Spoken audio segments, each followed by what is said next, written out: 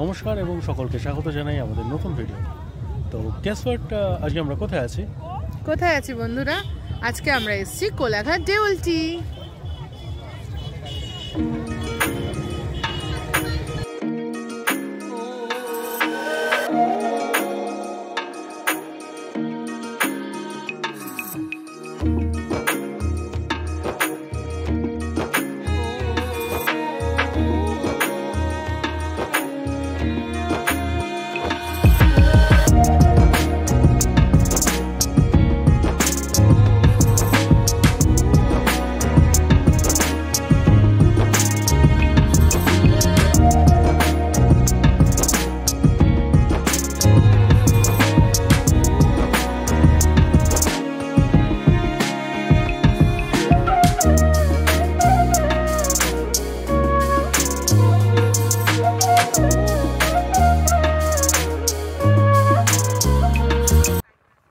নমস্কার বন্ধুরা, আপনাদের সকলকে স্বাগত জানাই আমাদের নতুন ভিডিওতে। কেমন আছেন আপনারা? এই ভিডিওটি নিয়ে আসতে আমাদের কিন্তু বেশ অনেকটা সময় লেগে গেল। অ্যাকচুয়ালি ভিডিওটা কিন্তু আমরা রেকর্ড করেছি বেশ কিছুদিন আগেই, কিন্তু কর্মব্যস্ততার জন্য ভিডিওটির বাকি কাজগুলো পুরোপুরি সম্পূর্ণ হয়ে ওঠেনি, তাই এই ভিডিওটি আসতে এতটা লেট হয়ে গেল। যাই হোক, চলুন ভিডিও ফেরা যাক। আমরা গেছিলাম কোলাঘাট। ওই সকাল 11টা নাগাদ বেরোই আমরা। কোলাঘাট পৌঁছে খাওয়া দাওয়া করে আমরা চলে যাই কথাশিল্পী শরৎচন্দ্র চট্টোপাধ্যায়ের বসতবাড়ি দেউলটিতে। তাহলে চলুন আমরা এগিয়ে চলি ভিডিওতে। আশা রাখছি আপনাদের ভালো লাগবে। আমরা গড়িয়া থেকে স্টার্ট করি এবং টালিগঞ্জ রাসবিহারী হয়ে এগোই। হাজরা থেকে লেফট টার্ন নিয়ে আমরা আলিপুরের মধ্যে দিয়ে চিড়িয়াখানা হয়ে তারপর বিদ্যাসাগর সেতু অ্যাভেল করি। আমরা যারা বাইক চালাতে পছন্দ করি, কোলাঘাট কিন্তু আমাদের কাছে খুবই পছন্দের একটা পিট স্টপ। আমি কোলাঘাট নাইট রাইডেও বহুবার গেছি। কোলাঘাট এবং NH6 কিংবা NH16 যেটাই বলুন, কোনোবারই কিন্তু আমাকে কোনোভাবেই হতাশ করেনি। আপনি যতবারই কোলাঘাট যান না কেন, প্রত্যেকবারই কিন্তু একটা এক্সেলেন্ট রাইড এক্সপিরিয়েন্স আপনার সাথে থেকেই যাবে।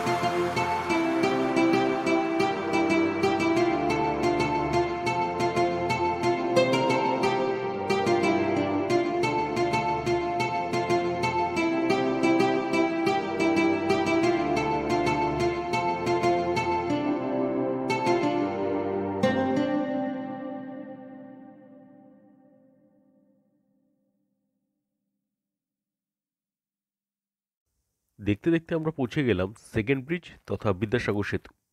এই বিদ্যাসাগর সেতু কিন্তু আমার কাছে একটা নস্টালজিয়ার জায়গা। অ্যাকচুয়ালি আগে যখন আমি বাইরে থেকে ফিরতাম, বি স্পেসিফিক ভুবনেশ্বর থেকে যখন ফিরতাম বাই বাস, তো তখন এই বিদ্যাসাগর সেতু যখন ভোরবেলায় ক্রস করতাম, দেখে মনে হতো যে আমি বাড়ি পৌঁছে গেছি। চলুন আপনারা উপভোগ করতে থাকুন ভিডিওর বাকি অংশটি।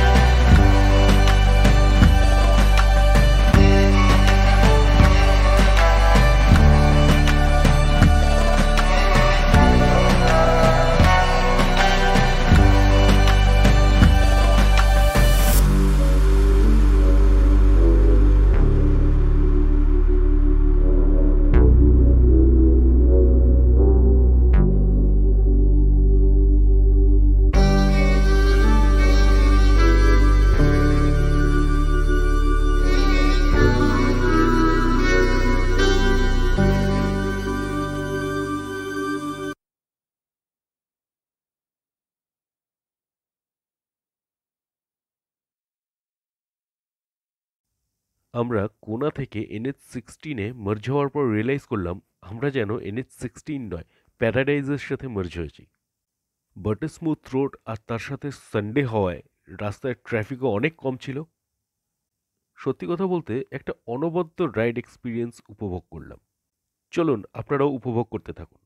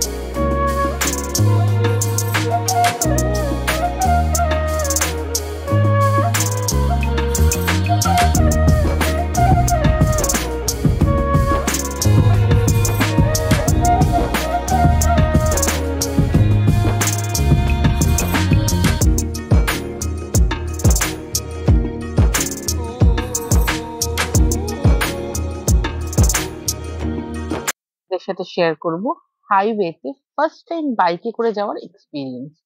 আগে আমি অনেকবারই হাইওয়েতে গেছি, গাড়ি করে গেছি। তো বাইকে করে আমি ফার্স্ট টাইম হাইওয়েতে কেমন লাগে সেই এক্সপিরিয়েন্সটা তোমাদের শেয়ার করছি। আমরা গেছিলাম কোলাঘাট, আমি আর অভি। তো দিনটা ছিল 26শে জানুয়ারি। এমনিতে একটু রাস্তাঘাট ফাঁকা ফাঁকাই ছিল, খুব একটা যে জ্যাম ছিল তা না। আমরা ফার্স্ট রাস্তা ধরে যাচ্ছি, যখন হাইওয়েতে উঠলাম তো একটা অভি অনেকবারই গেছে, কিন্তু আমার প্রথম একটু ভয় লাগছিল যে হাইওয়ের উপর দিয়ে বাইকে করে যাব। আমার বাড়িতেও বাবা মা একটু নার্ভাস ছিল, আমি নিজেও একটু নার্ভাস ছিলাম, কিন্তু অভি বলছে না কিছু হবে না, চলো চলো। তো যাচ্ছিলাম তো, সত্যি কথা বলতে যে এক্সপিরিয়েন্সটা আমার হয়েছে না, আমি আবার যেতে চাই। ইনফ্যাক্ট আমি সত্যি, আমার খুব ভালো লেগেছে। আর ভয়ের সত্যি কথা কোনো কারণই নেই, যদি আমরা ভালো করে প্রোটেকশন নিয়ে হেলমেট দিয়ে ঠিকঠাক ভাবে কেয়ারফুলি বসে আমরা যেতে পারি, তো আমরা খুব সুন্দরভাবে যেকোনো হাইওয়েতেই যেতে পারি, যতটা দূর চাই ততটা দূরই যেতে পারি। তো আমি এবার আমার কথাটা বলছি। আমি যখন ফার্স্ট হাইওয়েতে উঠছি অভি গাড়িটা নিয়ে, তো আমি প্রথমে অভিকে বলছি কি খুব একটা বেশি জোরে তুমি না স্পিড তুলবে না, আমার ভয় লাগছে। ও বলছে তুমি চুপচাপ বসো দেখো। তো ও যদিও অ্যাভারেজ স্পিডেই চালিয়েছিল। তো ওই যে একটা দূর ন্যাশনাল হাইওয়ে উপর দিয়ে যাওয়ার যে একটা খুব অভিজ্ঞতা, ফার্স্ট টাইম হচ্ছে, প্রচুর হাওয়া, হাওয়াতে চুলগুলোর অবস্থা তো খারাপ হয়েই ছিল, এটা খুব সত্যি কথা। কিন্তু তখন 26 জানুয়ারি একটু একটু ঠান্ডা ঠান্ডা ছিল, কিন্তু এত সুন্দর চারপাশটা দেখতে লাগছিল। আমি আগে যখন গাড়ি করে গেছি তখনও দেখেছি, কিন্তু এখানে মানে খালি চোখে এত সুন্দর চারপাশের পরিবেশটা, এতটাই ভালো লাগছিল যে আমার মনে হয় যে এটা যারা দেখেছো তারা নিজের চোখে তারাই বুঝতে পারবে। ইনফ্যাক্ট সেই পুরো ভিডিওটা আমি চেষ্টা করেছি আমাদের এই ভিডিওতে তোমাদের দেখানোর চেষ্টা করেছি, তোমাদের এক্সপিরিয়েন্সটা তোমাদের সাথে শেয়ার করার। তো সেটা নিয়ে আজকে আমাদের ভিডিওটা আছে। তাই আমি প্রথমে একটু আমার এক্সপিরিয়েন্সটা কথা বললাম যে তোমরা যারা যেতে চাও তোমরা প্রত্যেকেই যেতে পারো এই হাইওয়েতে। কিন্তু হ্যাঁ, একটা কথা বলছি, প্রচুর বড় বড় গাড়ি যায়, একটু সাবধানে কেয়ারফুলি চালাতেও হবে এবং বসতেও হবে। এবং যতটা সম্ভব সেখানে আমরা একটু কম কথা বলে জিনিসটা উপভোগ করতে পারি আশেপাশের পরিবেশটা, তাহলে আমার মনে হয় খুবই ভালো লাগবে। এবার তোমরা আমাদের কমেন্টসে জানাবে তোমাদের কেমন লাগছে।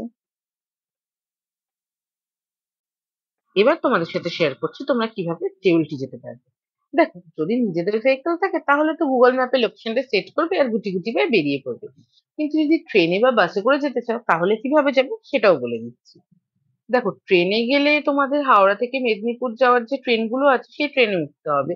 মোটামুটি 1.5 ঘন্টা মতন সময় লাগবে। Howrah Medinipur local, Howrah Kharagpur local, Howrah Panskura local, Howrah Mecheda local, এই সমস্ত ট্রেনই দেউলটি হয়ে যায়। দেউলটি স্টেশনে নেমে প্রথমে অটো কিংবা টোটো করে দেউলটি হাই এর উপর চলে আসতে হবে। আর ওখান থেকে সরাসরি কথাশিল্পের বসতবাড়ি যাওয়ার জন্য অটো কিংবা টোটো পেয়ে যাবে। আর যদি তোমরা বাসে করে যেতে চাও তাহলে ধর্মতলা বা হাওড়া থেকে দীঘা, মেদিনীপুর, হলদিয়া, কাঁথি, বিভিন্ন রুটের সরকারি বেসরকারি সব ধরনের বাসই পেয়ে যাবে। বাসেও প্রথমে দেওলটিতে নামতে হবে, ওখান থেকে সরাসরি কথাশিল্পের বসতবাড়ি যাওয়ার জন্য অটো কিংবা টোটো পেয়ে যাবে। আর এইভাবেই তোমরা চলে যেতে পারবে কথাশিল্পী শরৎচন্দ্র চট্টোপাধ্যায়ের বসতবাড়িতে। চলো বন্ধুরা, এবার তোমাদের সাথে শেয়ার করছি তো আমরা ওখানে কোথায় খেয়েছিলাম। ওখানে ঢুকে মানে কোলাঘাটে ঢোকার মুখেই যে আমাদের ধাবাগুলো আছে, সেই ধাবাগুলোর মধ্যে নিউ তারামা হোটেল বলে একটা হোটেল ছিল, যেটা বাইরে থেকে দেখে যথেষ্ট সুন্দর লাগছিল। তো আমরা ওই হোটেলটাই ঢুকেছিলাম। হোটেলটা ভেতর থেকেও যথেষ্ট নিট অ্যান্ড ক্লিন, অ্যান্ড যেটা বলতেই হয়, ওখানে ওয়াশরুমটাও যথেষ্ট নিট অ্যান্ড ক্লিন, মানে খুব স্বাচ্ছন্দ্যে ইউজ করা যাবে। আমরা ওখানে দুজনেই থালি অর্ডার করেছিলাম। তো দেখতেই পাচ্ছ থালিগুলো আসার পর কি সুন্দর করে সাজিয়ে দিয়েছে। দেখো দেখেই মনে হচ্ছে একদম সেই বাঙালিয়ানা, মানে যাকে বলে ভোজন রসিক বাঙালি। ঠিক আমাদের দুপুরটা কিন্তু এরকমই কেটেছিল। আর এত সুন্দর করে সাজিয়ে দিয়েছিল, মানে আমি তো প্রথমে অভিকে বলছিলাম আগে দাঁড়াও একটু ভালো করে দেখি, তারপর নয় জিনিসগুলোকে আলাদা করব। দেখো এত সুন্দর করে প্রত্যেকটা জিনিস সাজিয়েছে। আর পাঁপড়টাকেও কি সুন্দর রোল করে দিয়েছে। আর গয়না বড়িটা যে এত সুন্দর করে ভাতের উপর সাজিয়ে দিয়েছে, সত্যি সত্যি দুর্দান্ত লাগছিল দেখতে। তোমাদের সঙ্গে সেই জিনিসগুলো শেয়ার করছি, দেখো তোমাদেরও খুবই ভালো লাগছে। তোমরাও যদি ওখানে যখন ঘুরতে যাবে, ওই নিশ্চয়ই হোটেলটায় যাবে, দেখো খাবারগুলো ট্রাই করো, খুব খুব ভালো লাগবে। আর সত্যি কথা মানে ভাত, ডাল, আলু পোস্ত, কফির তরকারি, মিষ্টি, পাঁপড়, চাটনি, গয়না বড়ি, আলু ভাজা, মানে সবকিছু মিশিয়ে মানে বাঙালির কোনো পদ আর বাকি নেই। খুব সুন্দর ছিল। আর পোস্তটা তো মানে বাড়িতে খাচ্ছি না হোটেলে খাচ্ছি বোঝাই যাচ্ছে না, প্রত্যেকটা রান্না খুব সুন্দর ছিল, খুব সুন্দর। তো আমরা এখানে খাওয়া দাওয়া করার পর মানে একটা মনে হচ্ছে টান টান করে লম্বা ঘুম দিতে ইচ্ছে করছিল, এত সুন্দর খাওয়া দাওয়া হয়েছিল। তাই তোমাদের সাথেও আমাদের জার্নি গুলো শেয়ার করছি, এটাও শেয়ার করলাম। তোমরা যদি কখনো ওখানে যাও অবশ্যই এই হোটেলটায় যেতে পারো। এটার খাওয়ারও যথেষ্ট সুন্দর আর পরিষ্কার পরিচ্ছন্ন। আর দামও একদম মানে মানে যথার্থ দাম, একটুও বেশি না। এরপর দেখো আমরা আস্তে আস্তে আরো কি কি এক্সপ্লোর করলাম, সেটাও তোমাদের দেখাচ্ছি, চলো।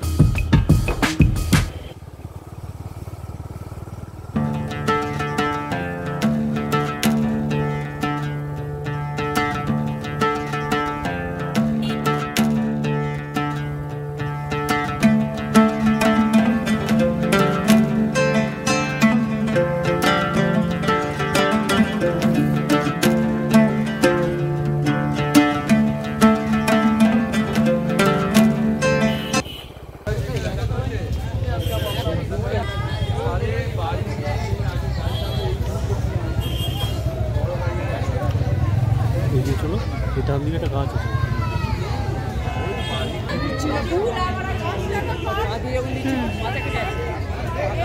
ছিল না একটা গাছ, ওই যেটা ধরে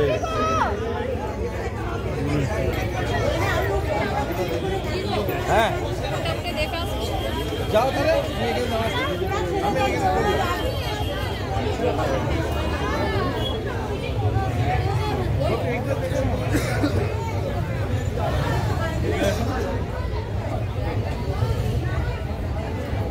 এরকম ছিল লেখা।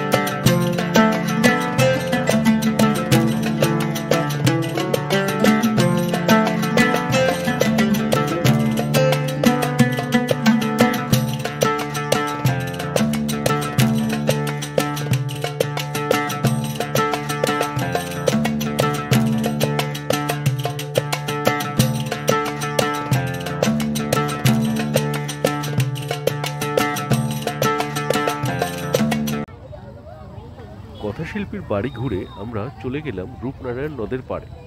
একটা অপরূপ সূর্যাস্ত আমরা উপভোগ করলাম এখান থেকে। আসুন দেখা যাক সেই মুহূর্তের কিছুটা ঝলক।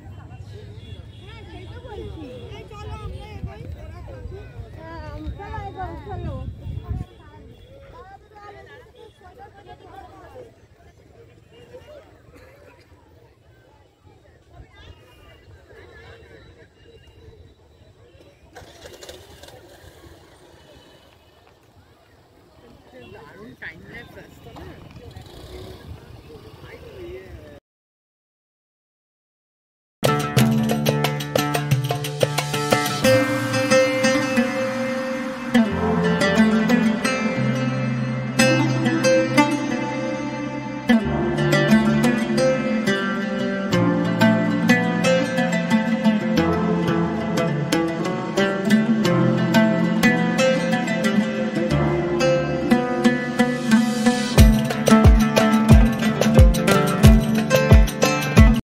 যদি আমাদের আজকের ভিডিওটি আপনাদের ভালো লেগে থাকে তাহলে প্লিজ ভিডিওটিকে লাইক করবেন এবং আপনাদের পরিচিতদের সাথে ভিডিওটিকে শেয়ার করে দেবেন এবং অবশ্যই সাথে আমাদের চ্যানেলটিকে সাবস্ক্রাইব করে নেবেন।